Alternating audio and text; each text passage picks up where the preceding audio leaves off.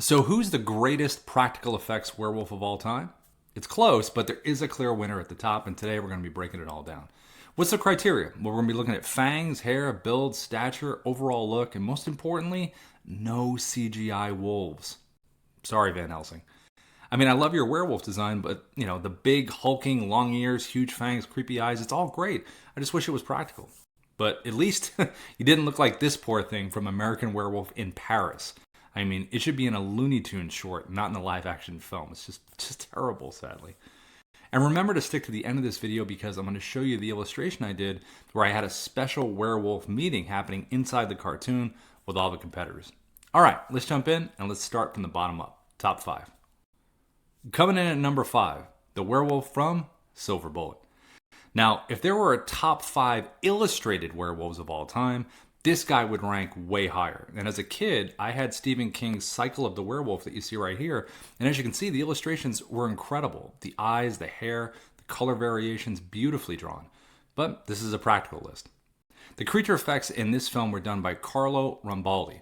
This guy did the work on Alien and E.T., and this is totally different. It looks like part grizzly bear, part werewolf, part dog, and maybe even part creepy teddy bear because it's kind of fuzzy.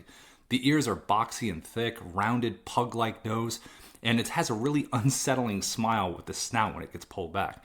And of course, he's missing the eye thanks to the rocket fired by the kid in the story, and it actually improves the design here.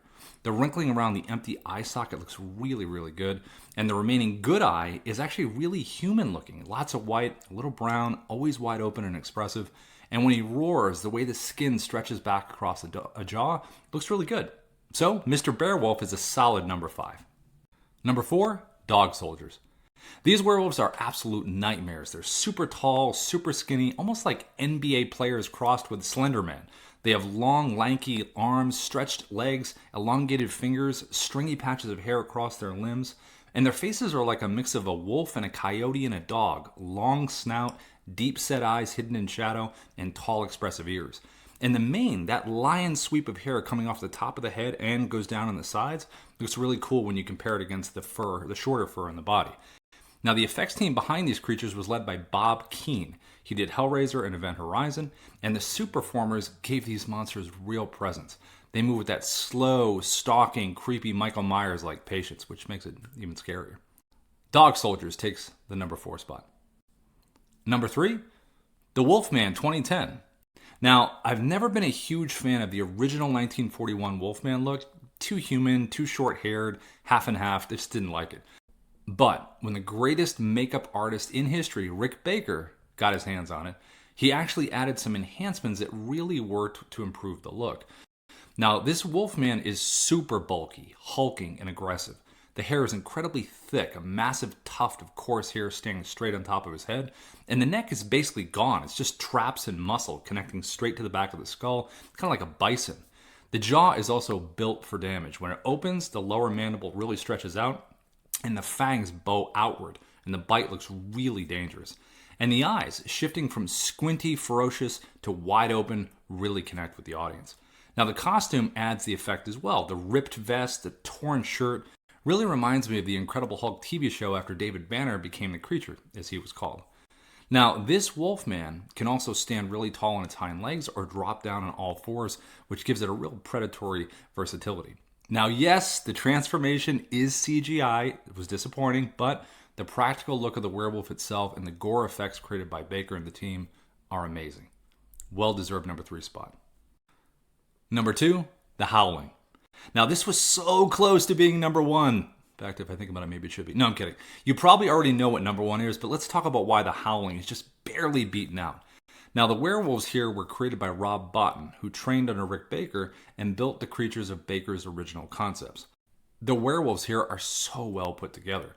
One of the standout features are the ears themselves. They're long, pointed, almost antler-like. They give an otherworldly kind of demonic feel to them. And the eyes are deeply set into the wrinkled sockets, shift from green to red depending on the light. Now, the color blend in the hair, dirty whites, browns, grays, looks wild and really unkept. And the bodies? These are huge monsters. Massive chests, large shapes upright on their haunches, long muscular arms, giant hands with claws like knives, and those claws could rip. terrifying when I was a kid to watch those things do their business. Now, the mouths themselves drip constantly saliva. The gum work is really good. Long vertical jaws that peel back to reveal the full snarls. The nose pulls forward when they roar, and the entire face seems to ripple back with the skin.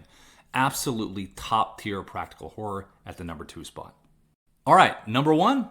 Yep, you guessed it, An American Werewolf in London. Now, why do I consider this the greatest practical werewolf ever created? It's because the design is completely unique.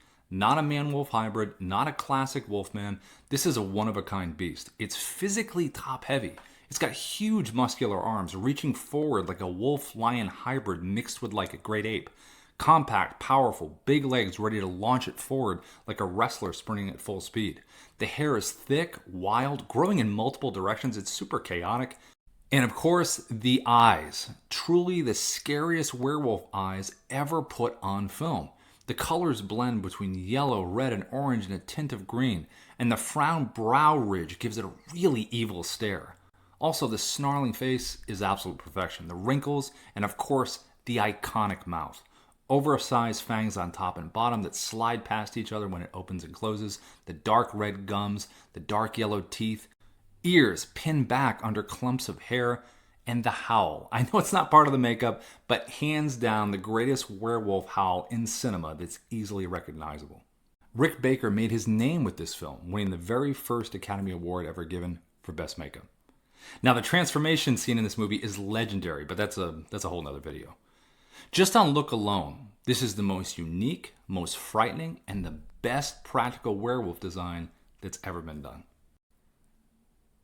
Now, this list might change next year because Robert Eggers, director of Nosferatu and The Witch, is working on a werewolf film, and I really like his design, and I like his visual takes on things. All right, let's take a look at the illustration I did. I created it in Procreate on iPad Pro using an Apple Pencil, starting with a sketch and then charcoal, colored pencils, and then a bit of airbrushing to finish it. I wanted all 5 werewolves meeting together. Why would they be gathered? Well, because the moon obviously called them together because it controls their transformations. So, of course, it had everything to do with summoning them all together. Now, in this drawing, we've got all the competitors. We've got the Wolfman, we've got the American Werewolf in London, we've got the Howling, we've got Dog Soldiers, and we have Silver Bullet all in one big fang fest. So who's in your top 5?